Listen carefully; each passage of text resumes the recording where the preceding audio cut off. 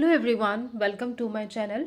तो फ्रेंड्स, आज फिर से एक न्यू एंड इम्पॉर्टेंट टॉपिक लेके आई हूँ, जो कि बहुत लोग क्वेश्चन कर रहे हैं कि जिन लोगों का एग्ज़ाम इस बार मोर देन वन शिफ्ट में हुआ है, ठीक है, मतलब जिन लोगों का एग्ज़ाम या तो 2 शिफ्ट में हुआ है या तो 3 शिफ्ट में हुआ है या फिर मोर देन 3 शिफ्ट में भी हुआ है किसी किसी का, ठीक है। तो उन लोगों का रिजल्ट किस बेसिस पे दिया जाएगा, जबकि किसी किसी का ये मानना है कि हर एक शिफ्ट में डिफ़िकल्टी लेवल अलग अलग है। किसी किसी को कोई कोई शिफ्ट बहुत इजी लगा, किसी किसी को कोई कोई शिफ्ट बहुत डिफ़िकल्ट लगा, ठीक है। तो इन दैट केस एनटीए किस तरीके से रिज़ल्ट डिक्लेयर करने वाले हैं, ठीक है। तो एनटीए को ऐसा प्रोसेस फॉलो करना पड़ेगा जिससे किसी के साथ भी नाइंसाफ़ी ना हो, है ना। एंड उसके लिए एनटीए करते भी है। एनटीए तो फिर इस बार किस तरीके से रिजल्ट निकालने वाले हैं, चलो उसके ऊपर हम थोड़ा डिस्कस करते हैं। तो फ्रेंड्स, हम लोग NTA UGC net and set exam के लिए प्रिपरेशन करते हैं, आप लोगों को ऑलरेडी पता है। एंड हम लोगों का सब्जेक्ट है एडुकेशन। एंड यहाँ पे भी हम लोग पढ़ते हैं एंड अन अकेडमी के प्लेटफॉर्म पे भी हम पढ़ते हैं, बहुत सारे फ्री क्लासेस भी करते हैं।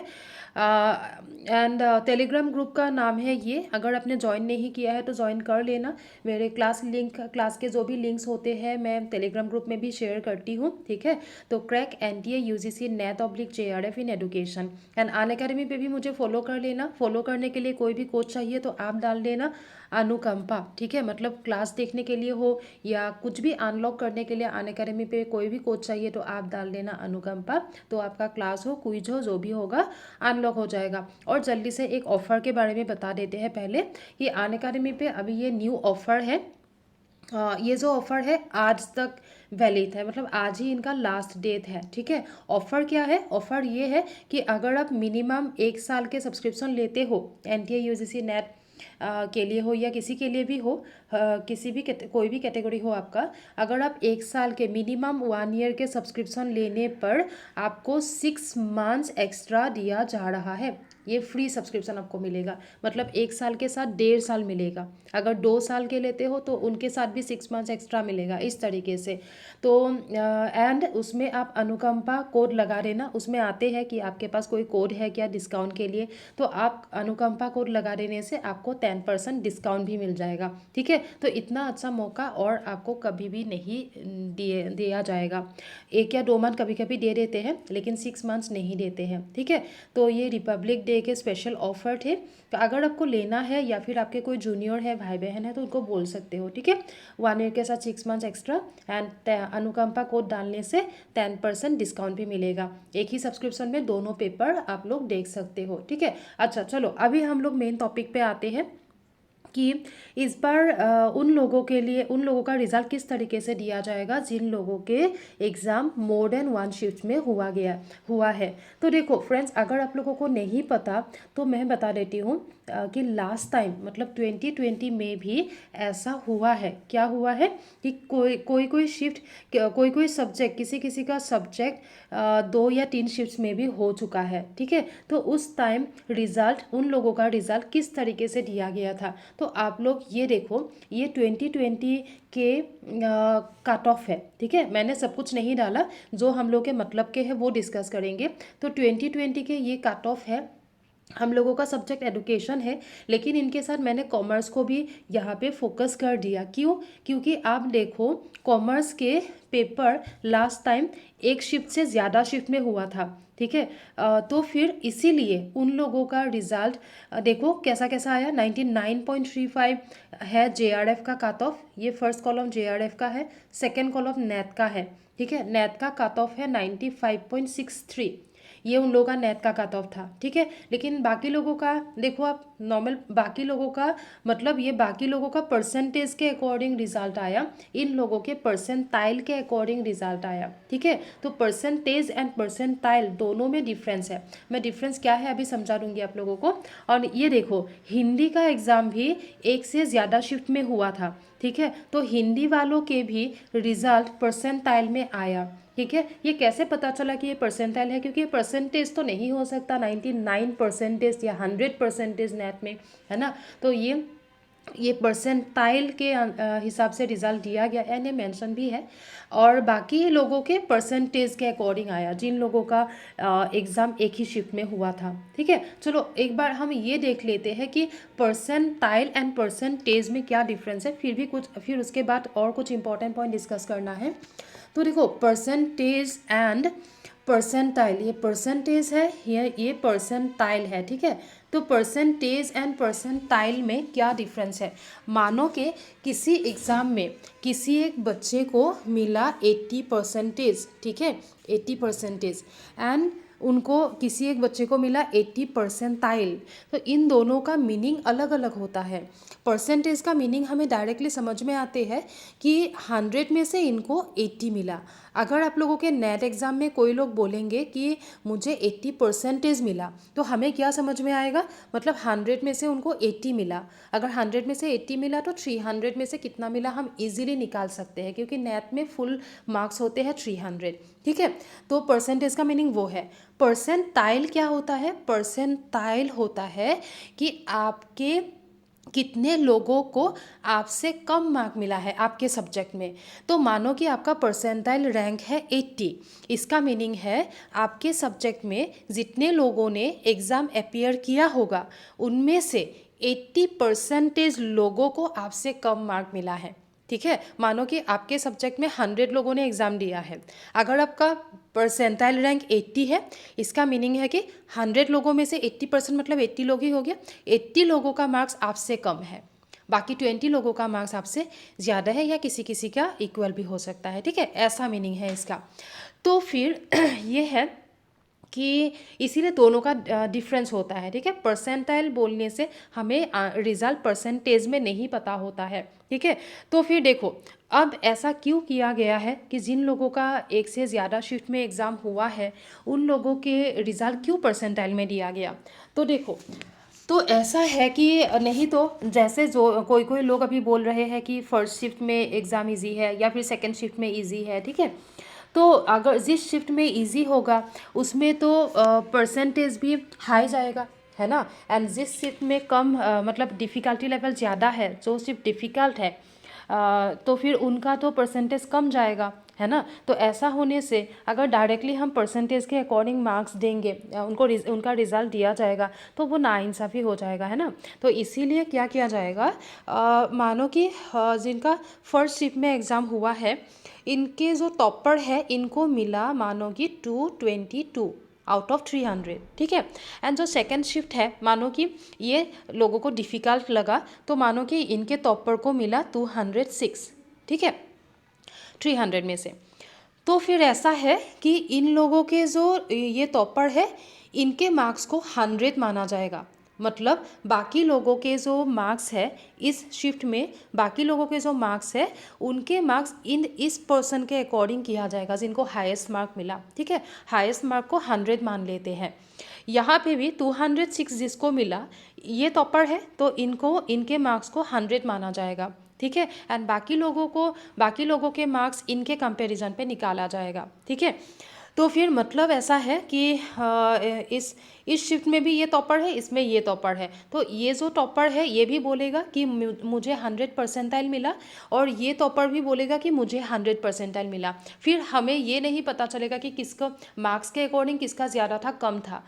डेफिनेटली हमें ये पता है कि इजी शिफ्ट में मार्क्स ज़्यादा मिला होगा, डिफ़िकल्ट शिफ्ट में मार्क्स कम मिला होगा, है ना। तो इसको इक्वल करने के लिए परसेंटाइल में दिया जाता है। परसेंटाइल में देने से जिसका जो रैंक है मतलब उसी हिसाब से बोलते हैं हम लोग। फिर हमें ये यहाँ पे जिसका 99 परसेंटाइल है, यहाँ पे भी किसी का 99 परसेंटाइल होगा, मार्क्स हमें नहीं पता, लेकिन परसेंटाइल दोनों का सेम है। ठीक है, ओके, तो इस तरीके से दिया जाता है।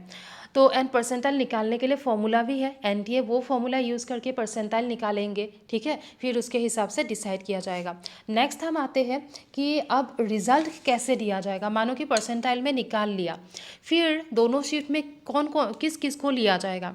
दोनों शिफ्ट से स्टूडेंट्स को लेना होगा ना। शिफ्ट आपका रिजल्ट तो शिफ्ट के अकॉर्डिंग नहीं दिया जाएगा कि फर्स्ट शिफ्ट में इन लोगों ने नेट क्लियर किया, सेकंड शिफ्ट में इन लोगों ने किया, ऐसे तो नहीं देंगे ना, कंबाइन करके दिया जाएगा। तो कंबाइन किस तरीके से करेंगे, एक एग्जाम्पल लेके देखते हैं। चलो, तो मान लेते हैं कि आप लोगों के जो फर्स्ट शिफ्ट है ठीक है, उनमें टोटल स्टूडेंट्स है 40,000 एंड जो सेकेंड शिफ्ट है उनमें टोटल स्टूडेंट है 30,000 मान लेते हैं, ठीक है, एग्जाम्पल ले लेते हैं, समझने के लिए इजी होगा। तो हम लोग जानते हैं कि 6% लोगों का नेट क्लियर होते हैं। अगर 40,000 लोगों ने फर्स्ट शिफ्ट में एग्ज़ाम दिया होगा तो 40,000 का 6% निकालो, 2400 होते हैं, है ना। एंड सेकेंड शिफ्ट में 6% निकालो 30,000 लोगों का, तो ये हो जाएगा 1800, ठीक है। तो फिर एंड हमें ये पता है कि जितने लोग NTA UGC नेट अपीयर करते हैं उनमें से टॉप 1% लोगों का JRF होता है एंड बाकी लोगों का नेट होता है। मतलब ये जो 6% है इनमें जो टॉप 1% है, इन 6% में से जो टॉप 1% है उन लोगों का JRF होता है, ठीक है। और इस तरीके से तो फिर JRF कितने लोगों का होना चाहिए, 1% ऑफ 40,000, दैट मीन्स 400 लोगों का JRF होगा, ठीक है। एंड सेकेंड शिफ्ट में अगर 30,000 स्टूडेंट है तो JRF कितने लोगों का होगा, 300 लोगों का होगा, ठीक है, 1% 300 होता है। तो अब ऐसा है कि मतलब 400 लोगों का JRF होगा एंड जो रिमेनिंग 2000 होगा 2000 लोगों का नेट होगा ओनली, ठीक है। एंड ये जो यहाँ पे 300 लोगों का JRF होगा एंड रिमेनिंग 1800 माइनस 300 करने से 1500 हो गया ना, बाकी 1500 लोगों का ओनली नेट है, ठीक है, ऐसे होगा। तो इस तरीके से NTA वाले क्या करेंगे, तो इन लोगों से ये जो 2400 लोग हैं टोटल नेट JRF मिला के, तो इन लोगों का डिक्लेयर कर देंगे रिजल्ट नेट क्लियर्ड बोल के, एंड इन लोगों में से 1800 लोग 6% 1800 होते हैं, तो इन लोगों का नेट क्लियर है, ठीक है।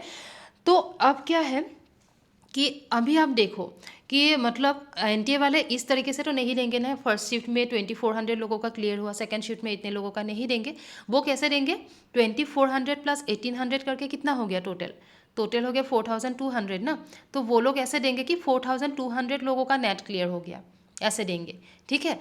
एंड फिर क्या होगा, हाँ, तो 4200 लोगों का नेट क्लियर हो जाएगा। एंड आप टोटल करके भी अगर देखोगे, यहाँ पे 40,000 स्टूडेंट है, यहाँ पे 30,000 है, मतलब इस बार मानो कि 70,000 लोगों ने एग्ज़ाम दिया है, तो 70,000 का 6% मतलब 4200 ही आएगा।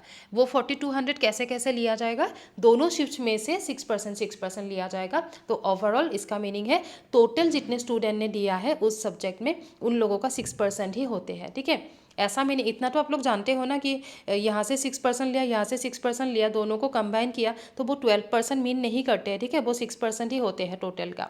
तो 4200 हो गया, मतलब 70,000 का 6% 4200 ही है, ठीक है। तो इस तरीके से दिया जाएगा। अब वो कैसे डिसाइड करेंगे किस लोगों को किसको लिया जाएगा दोनों शिफ्ट में से, तो शिफ्ट 1 एंड शिफ्ट 2। तो यहाँ पे मानो कि टॉपर को मिला 220, सेकेंड टॉपर को मिला 222 लिया था ना, चलो 222 ले लेते हैं। सेकंड टॉपर को मिला 220, ठीक है। थर्ड टॉपर को मिला 216, ठीक है, ऐसे करके मिला। यहाँ पे जो टॉपर है इनको मिला 206, सेकंड टॉपर को मिला 204, थर्ड टॉपर को मानो मिला कि 202, ठीक है, ऐसे करके मिला। तो फिर क्या होगा, इनका यहाँ पे 100 परसेंटाइल है क्योंकि ये टॉपर है। ये अगर सेकंड टॉपर है तो जो परसेंटाइल का फॉर्मूला है वो यूज़ करके निकालेंगे, मानो कि इनका 99.9 ऐसा कुछ आएगा, ठीक है। इसका परसेंटाइल भी वो फॉर्मूला यूज़ करके निकालेंगे, इनका भी 99 पॉइंट मानो कि 8 ऐसा कुछ आ गया, ठीक है।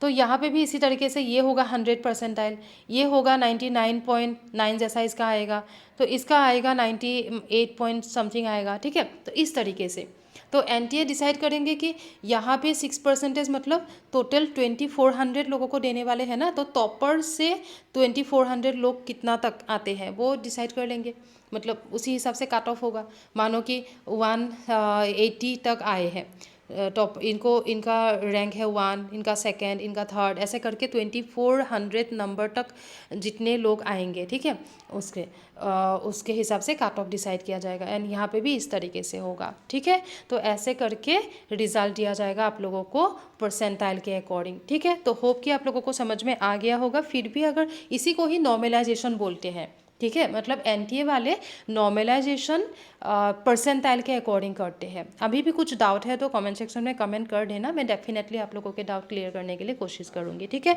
All the best to everyone, and आप लोगों को आप सबका नेट जेआरएफ हो जाए यही चाहती हूँ मैं। ठीक है, और बाकी अगर कोई पहचान के है तो इस ऑफ़र के बारे में ज़रूर बोलना आप लोग। ठीक है, कि मिनिमम 1 ईयर का सब्सक्रिप्शन लेने से 6 मंथ्स एक्स्ट्रा मिल रहा है, एंड अनुकंपा कोच से आपको 10% डिस्काउंट भी मिलेगा। चलो बहुत जल्द मिलते हैं नेक्स्ट एक वीडियो में। ठीक है, ओके, थैंक यू एवरीवन।